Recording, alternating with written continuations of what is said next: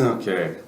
Well, welcome. This is Scott Angler. It is February 22nd, 2017. And I want to record part one of the OCD Chronicles.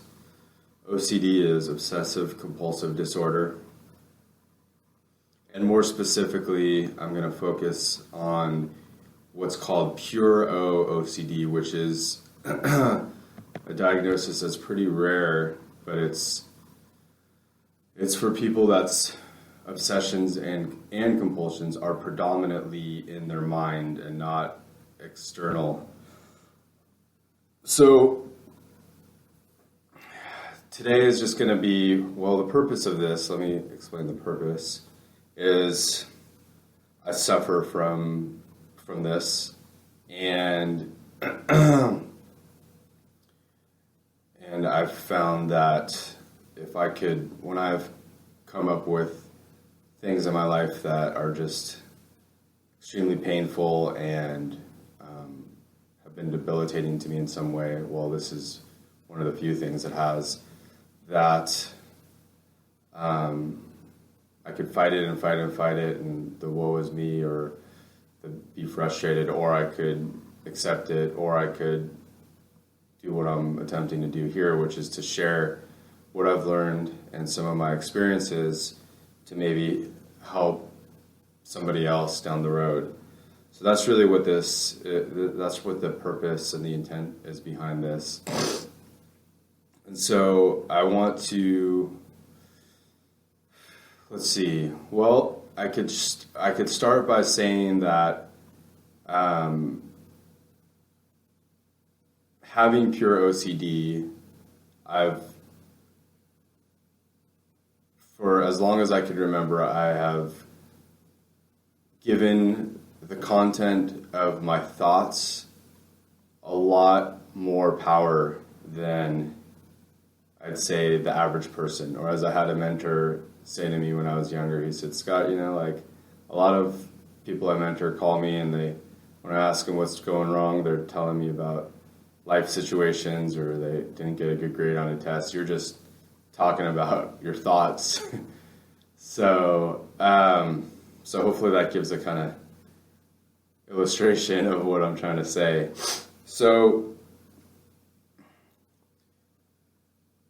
I realized I had pure OCD when I was about 26, and looking back, I'm pretty sure I've had it for the majority of my life, and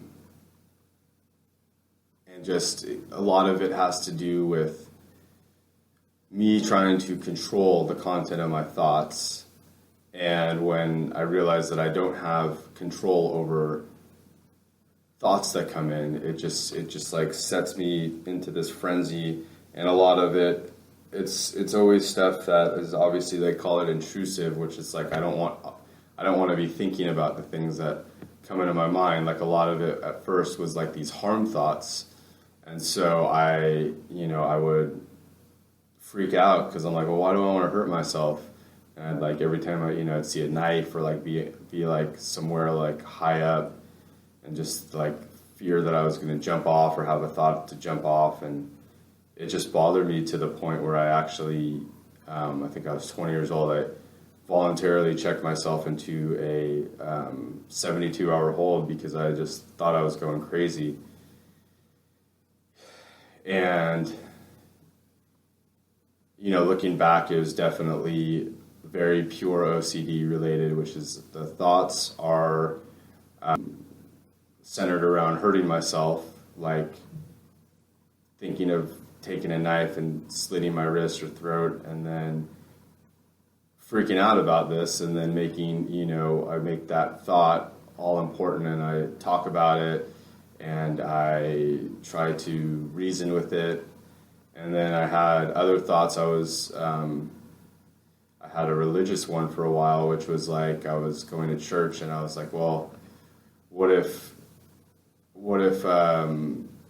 Christianity is not real, or it's not the right way? And then I was trying to disprove it, and that's really what pure OCD is all about. You have this fear and you try to get 100% certainty for whatever it is. For me, it was like, I wanted to believe it was 100% true. So anytime I had a doubt or something that was contrary, I would, in my mind, typically try to disprove it, meaning prove that Christianity was true. And then often what happens too is the verbal communication, where I then try to get reassurance from friends in church that make sure it's true, or then I try to write down memories I had, and then I would pray about it all the time. I would have other people pray for me about it all the time, and it just what that did was it made the obsession that much bigger and bigger and bigger, and then it gets more and more. What I've found for myself is the bigger I make the obsession, the more insane and convoluted and disorganized the reasoning in my mind goes surrounding that. And then it's like, I've heard in some support groups, it's like OCD will keep raising the bar no matter what evidence you come to find, that certainty or that peace or that resolution, that it'll come at you with something else. And it really is, and I think this is part of the Chronicles, is a friend of mine and I that both have pure OCD and have both been in 12-step programs talk about OCD as an addiction. And what I've felt and observed, and I'm not sure if it's true or not, but I've seen that a lot of people with pure OCD have grown up in more dysfunctional, traumatic environments than maybe the average person has. And I personally feel like, having grown up in such insanity and shiftiness, and I grew up with an alcoholic, and just to have all that chaos as a kid, because my mom was drinking before I was even born, so it wasn't, it was always that way. And I think the only way to deal with it for a lot of us is to shut down and go in our minds or something and create this fantasy world of control and try to find safety. And I see it as a survival pattern.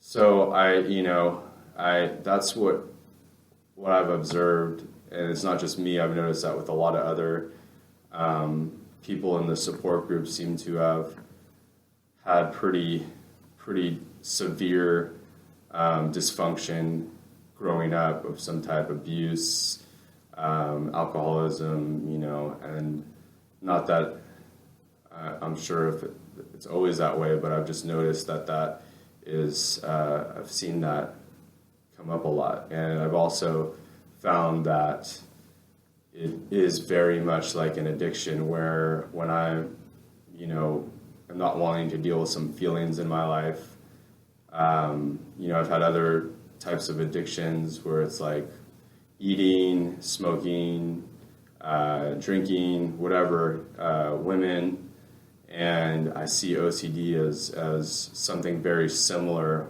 where even though it feels like it's the main problem, so much so that's what keeps me stuck, is that it's really a lot of trying to avoid feeling something or dealing something with some uncertainty in my own life, and it really is an addiction.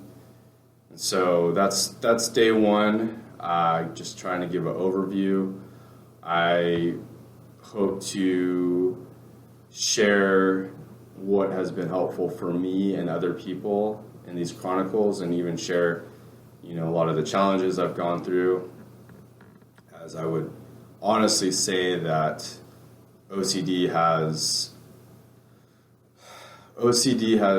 brought me to places of debilitation and just like not able to function normally that nothing else in my life, no other addiction has brought me to a point of desperation as this has.